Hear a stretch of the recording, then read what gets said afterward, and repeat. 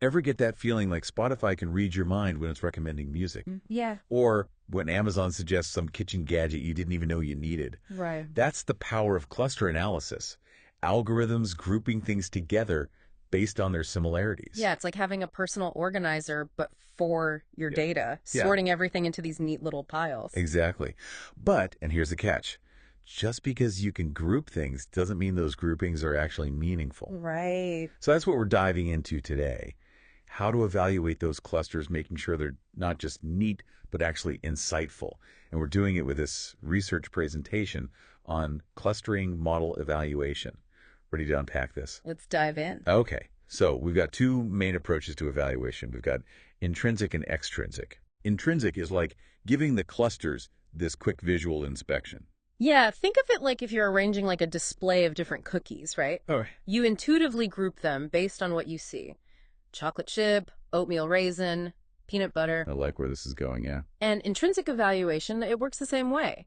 We look at the data points within each cluster, and we see if they appear inherently similar, just like a well-organized cookie platter.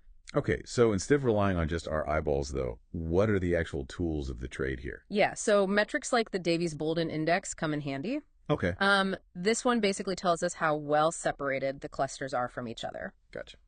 So a lower Davies-Bouldin score generally means you have better defined clusters. No. Like having, distinct sections for each cookie type, no risk of a peanut butter cookie like sneaking into the chocolate chip zone. So a high score on that Davies-Bouldin index is like having all the cookies jumbled together, not ideal. Precisely.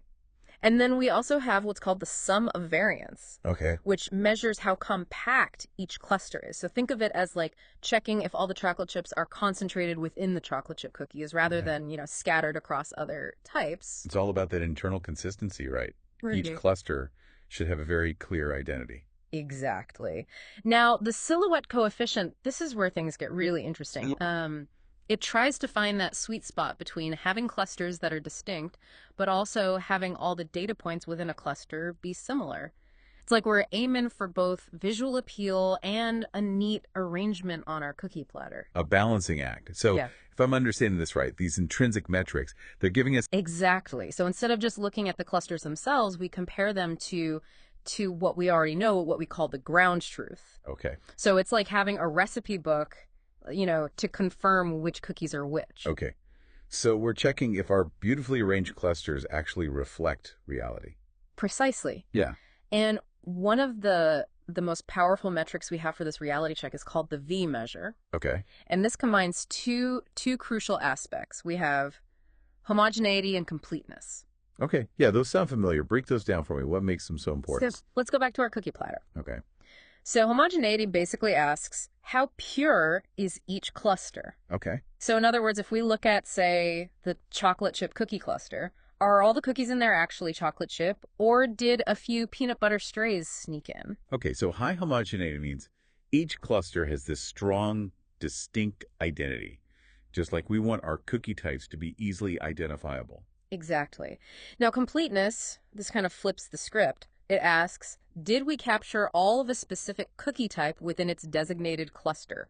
Oh, interesting. So, for instance, did we manage to round up all the chocolate chip cookies into their rightful place, or are some of them, hanging out with the oatmeal raisin gang? Got it. So homogeneity is minimizing those misclassifications within each cluster, while completeness makes sure we haven't missed any of the true members of that group. You've nailed it. And the V measure, what it does is it elegantly combines these two aspects into a single score. Nice. It gives us this holistic view of how well our clusters actually align with the ground truth. I see. It's like having a cookie connoisseur come in and judge not just the organization, but the accuracy of our cookie platter. No, that's what I call a comprehensive assessment. Right. And this makes me think, are there situations where one of these aspects, so like homogeneity or completeness, might actually be more important than the other?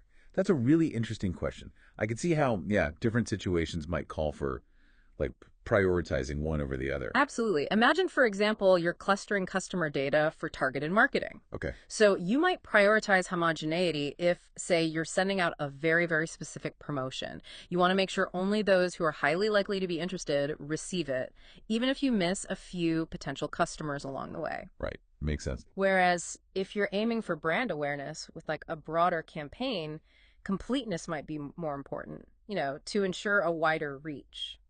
That makes a lot of sense. Okay, so to bring this all together, we've explored intrinsic and extrinsic evaluation for cluster analysis. We talked about kind of quickly assessing the clusters themselves with these metrics, like the Davies-Bouldin index and sum of variance. And then we dove into comparing our clusters to that ground truth using the V measure, which, so cleverly combines homogeneity and completeness. Right. And what's really fascinating is that this isn't just theoretical. Like cluster analysis and these evaluation methods have real world implications in various fields. Oh, totally. Think about medical diagnosis, for example. Oh, right. Yeah, we touched on that earlier. Correct. How does having these different evaluation methods kind of change things in that context? Well, so imagine doctors using clustering algorithms to group patients with similar symptoms. Okay. Intrinsic evaluation, that would help ensure that the clusters themselves are very well defined, meaning the patients within each group, they share a very strong resemblance in their symptoms. But it's the extrinsic evaluation, comparing those clusters against, the confirmed diagnoses, that ultimately validates the model's accuracy, its reliability. So in a sense, intrinsic evaluation is like we're doing a quality check on the algorithm's like organizational skills. While extrinsic evaluation is like we're grading its homework based on the real world answers. That's a great way to put it. And having both is absolutely crucial for building these trustworthy, effective cluster models. Because ultimately, it's about more than just grouping data points. It's about extracting those meaningful insights that can then be applied to solve these real-world problems, whether it's recommending music, personalizing marketing, or even advancing things like medical diagnoses. Such a powerful reminder that data analysis is never just about the numbers themselves. It's about the why behind the numbers and the impact those insights can have. This deep dive has definitely given me a lot to chew on. Thanks for breaking it all down with me. It's been my pleasure. Always exciting to, explore these fascinating corners of the data world.